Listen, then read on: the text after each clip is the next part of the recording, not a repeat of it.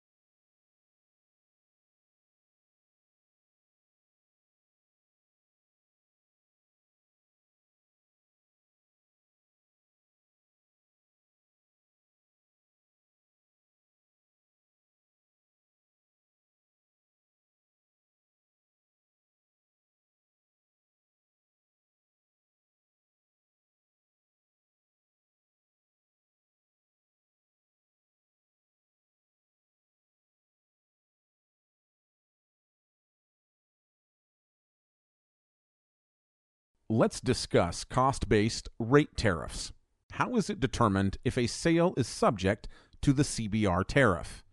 Delivery point is the point at which the power is delivered under the contract. Sink point is the point at which the power is consumed. The delivery point determines whether the sale is subject to the CBR tariff, not the sink point. If the delivery point is in the mitigated market, it must be a CBR sale without regard to the sink point. Identity of the buyer does not determine whether a sale is subject to the CBR tariff. However, the buyer must have signed a service agreement under the CBR tariff or a cost-based rate schedule to take delivery in the mitigated market. Note: once Duke Energy Carolinas, Duke Energy Progress, and Duke Energy Florida make a CBR tariff sale within their respective mitigated markets to a counterparty, the counterparty can deliver the power anywhere, including another Duke Energy mitigated market. Click the Next button to continue.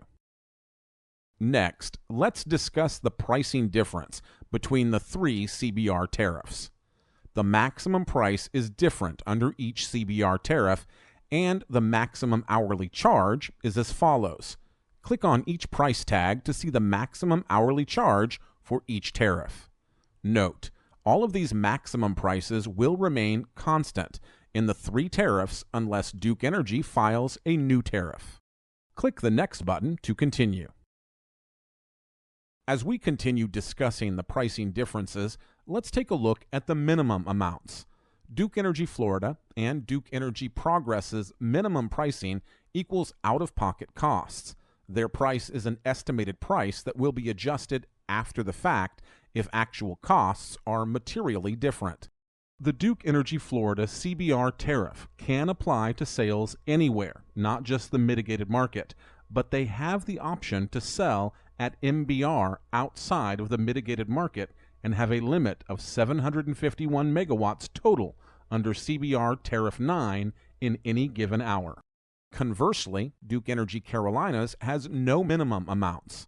Their price is set at the consummation of the trade, with no ability to adjust price except that price will be adjusted down if over the max price in after-the-fact accounting. Click the Next button to continue. What determines whether the sale is subject to a CBR tariff? The sync point, delivery point, the counterparty's intention, or the amount of energy? Please select the correct answer.